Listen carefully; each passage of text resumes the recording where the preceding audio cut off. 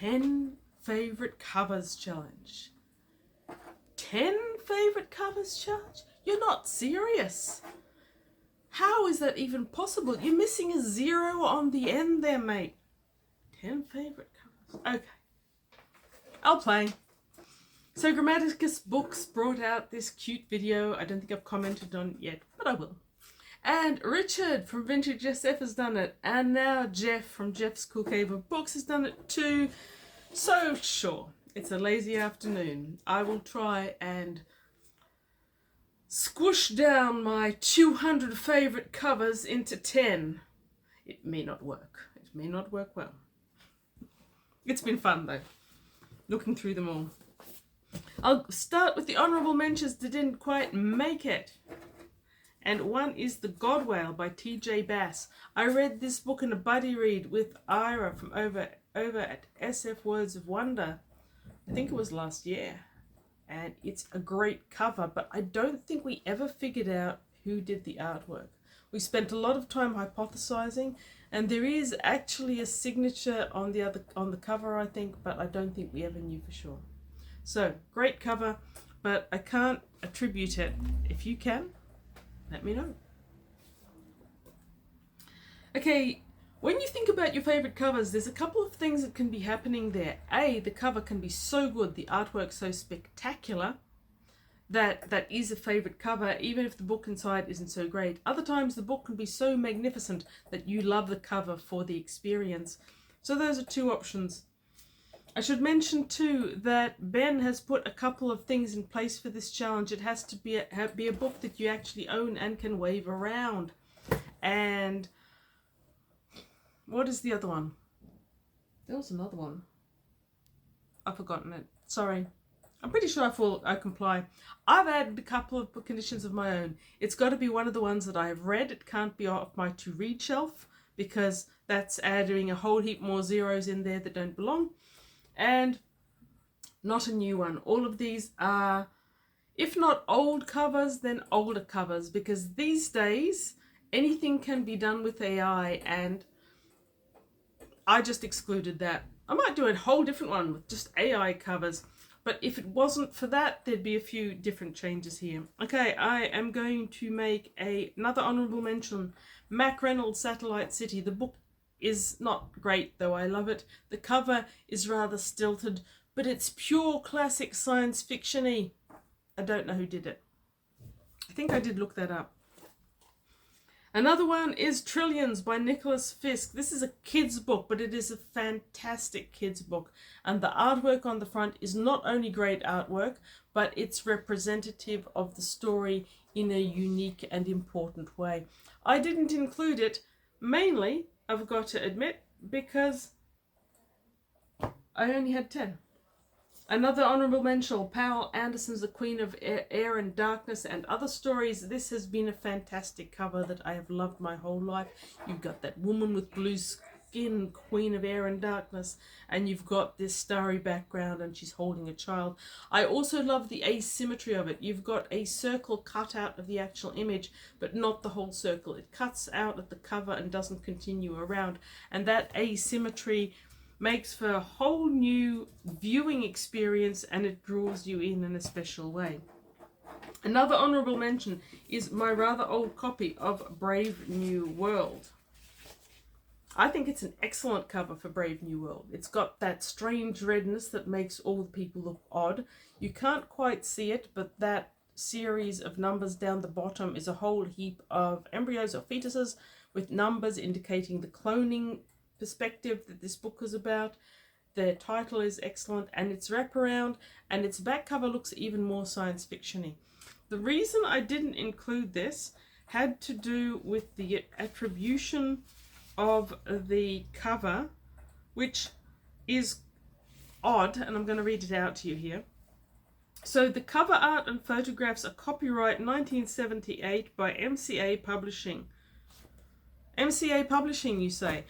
1978, some real artist worked on those. Someone did that. They drew it, they designed it, they put it together. It's not copyright MCA, that is artwork. And I've got opinions about that.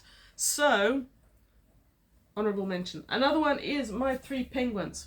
I had some issues finding the artists, and I found it impossible to decide between them. You've got this gorgeous The Day After Judgment. I love that, but I've got no idea who did the cover art. I assume someone out there knows. Maybe Penguin does. I did look on ISDB, but I couldn't find it. Probably that's a me problem. You've got The Pollinators of Eden. This is a fantastic cover. The cover is worth hanging on the wall. The book is odd. And the artwork by Peter Cross is fabulous. Okay, and here we've got another one. The art, I should know who the cover art is. Cover art illustration.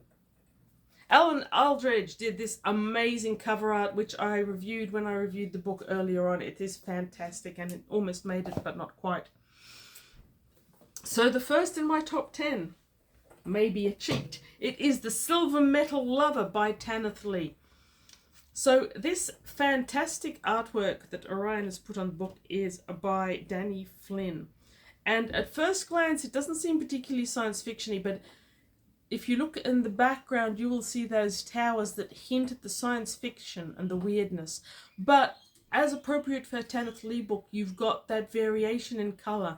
You've got the bright colours of the silver metal android, as you know if you've read it, in the foreground, and you've got this misty, weird naif background. You've got that suggestion of chess sets in the background. There's a human lurking in there, and that separation.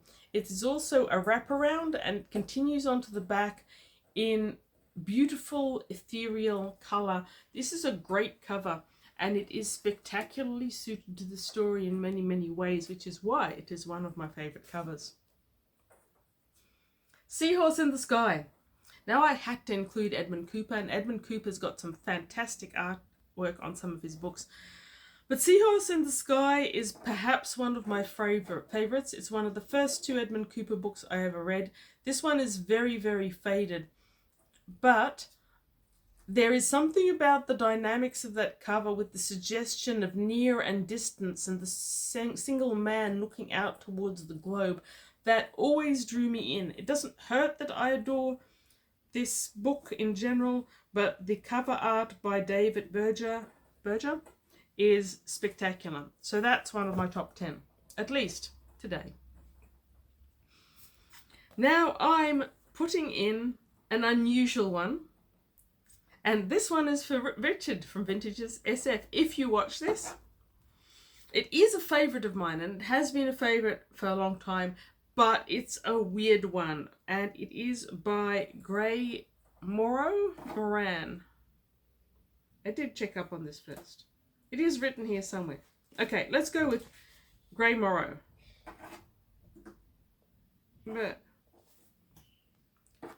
Bad, Deborah. So, The Butterfly Kid is this weird, wacky 60s story by Chester Anderson. It is science fiction because it's got blue lobster aliens in it, as you can see in this very psychedelic inspired artwork. And since one of Richard's favourite covers was actually, I think, similar era, I thought I'd include this one. You've also got a wraparound with a picture of Chester Anderson himself back in his cellar days smoking a cigarette. I love that cover. I always have. I've held on to that book. It's disintegrating, but I still love it. Okay.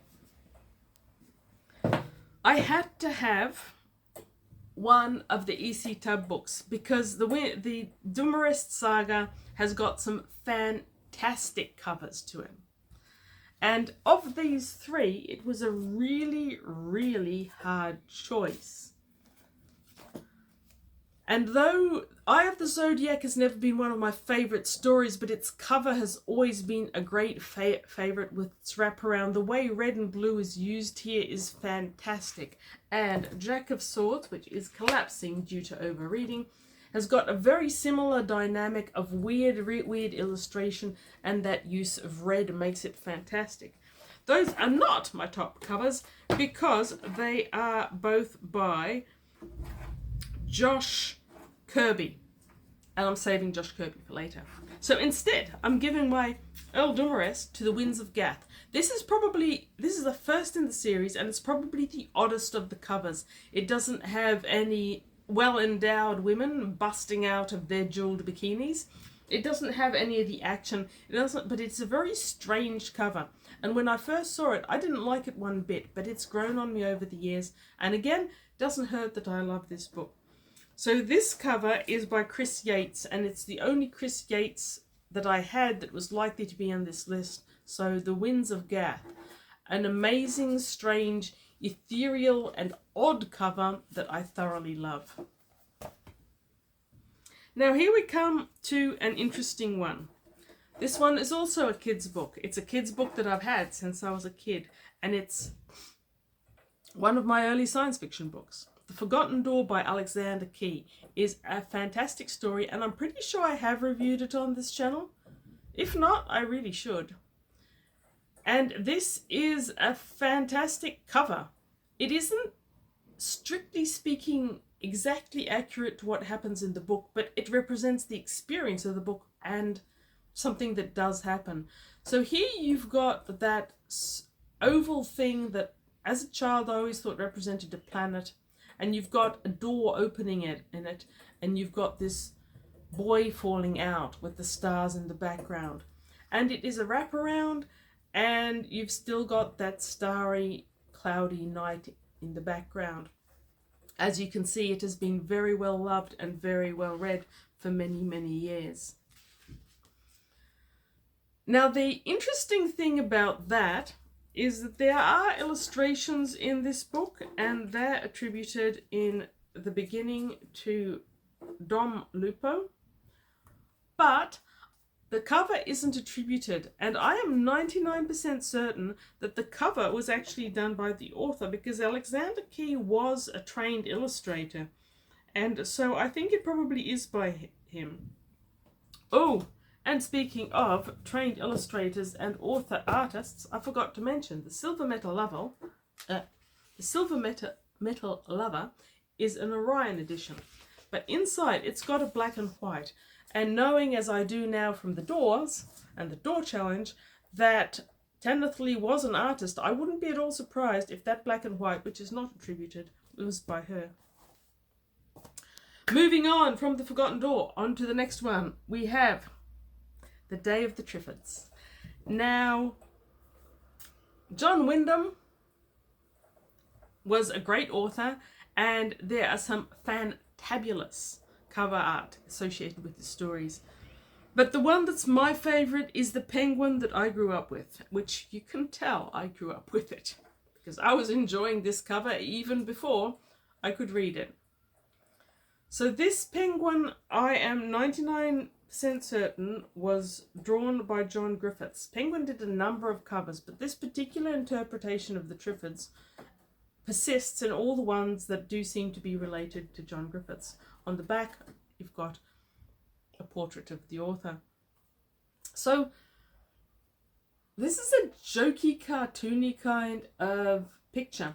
And I'm not going to lie, when I was first reading The Day of the Triffids, I didn't love this cover compared to some of the other covers out there. But it's grown on me, and I've appreciated more and more the artwork and the background of London. Everything about this has come to be beloved to me. So that is one of my favourite covers. And I'm including it even though my cover is actually in appalling condition. So I couldn't pass on this. Okay. Now onward to one of the Pan lozenges, the only one that made the mix, unfortunately, is Frankenstein Unbound by Brian Aldiss. Now this is an example of a book that made it on artwork alone. This is not my favourite Aldiss. I actually enjoy Frankenstein Unbound more than I enjoyed Mary Shelley's Frankenstein or Modern Prometheus by Mary Shelley. However, much as I enjoyed the book, it's not flawless, and this one is here on the cover art. Look at that cover. That is watercolour art at its best. Look at the tones, look at how subtle the shading is. the shading in the hair, you've got more colors in that hair than you would think. It sinks in on a subliminal level. You've got that secondary face inside the face of the monster, and you've got those cragged lines that's suggestive of a crack or possibly of stitches. That is a fantastic piece of artwork by Paul Bacon, and I had to include that artwork alone. Okay, now we're moving on to Michael Whelan, and we all know Michael Whelan. His covers are spectacular, and there's so many of them, but at the end of the day, I'm going to have to choose Little Fuzzy because I love the book as much as the cover, and this cover will always mean Little Fuzzy to me. Once again, you've got that marvelous, vivid detail that I think Whelan always has. A perfect understanding of proportions, that crouching dynamic pose with your alien-y spacey gun, and I think it's meant to be a blaster, and you've got the fuzzies themselves. It takes a true understanding of anatomy to draw something that like an alien with no model and yet make it perfectly believable and posed. So yeah, go Michael Whelan and go Little Fuzzy. This was another tough choice. Tim White has so many books that I love with so many gorgeous, gorgeous covers. I managed to narrow it down to two, and they are both the Alan Dean Fosters that I have reviewed this year. The Taraim Krang is great, but at the end of the day, I'm going for Orphan Star. Again, that's partly because of how much I love this book, but this spaceship with its drive is so perfect for the book and so perfectly accurate, and it's so science fiction-y. I just love everything about that cover. So, one from Tim White. And now we're down to the last two. It doesn't feel like 10, does it? That's because I'm cheating. And we have got the Kirby that I promised you early, and Kirby. My last two are Terry Pratchett. And as we all know, you've got that amazing Josh Kirby artwork. I'm not choosing a Discworld for Kirby. I could choose all the Discworlds by Kirby, but instead I'm going for Strata. This is one of the Terry Pratchett's that's less well known, and his science fiction book. It is pure science fiction. In the background there, you've got a couple of aliens, and one's wearing a horny helmet-like thing, and the other one has way too many arms and legs. And then you've got our main character in the foreground.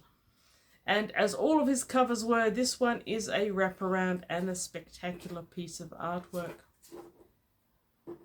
All in all, quite gorgeous. So, when Kirby died, Paul Kirby took over. And I do love Kirby's art. I think probably all of us, including Kirby himself, do associate the old Kirby art with the Terry Pratchett's and the Discworld. But this cover, not only beautiful artwork, but a hardcover, not my usual style, is, I think, a great piece of artwork. And of course my camera won't focus on it. Why would it focus on it? You've got the main characters in the foreground, and if we could focus, you'd see that some of them are quite clearly females dressed up as males. You've got a wraparound cover, and you've got a back as well. I'm sorry I can't zoom in on this, and I still can't edit well. Oh, we're going to do it. We're going to do it. Yes. From these small figures, the looks of glee on their face and the characterization on this cover make it truly spectacular. Anyhow, but where in your top list are the books that you showed us pictures of in the thumbnail? They're not. I fooled you, but they're good artwork too. Okay, show us your favorite covers. This was fun. Thank you, Ben. Thank you, Richard. Thank you, Jeff, for suggesting that I do this. Have a great day. Read good books and choose the ones with great covers. Why don't you? By real artists.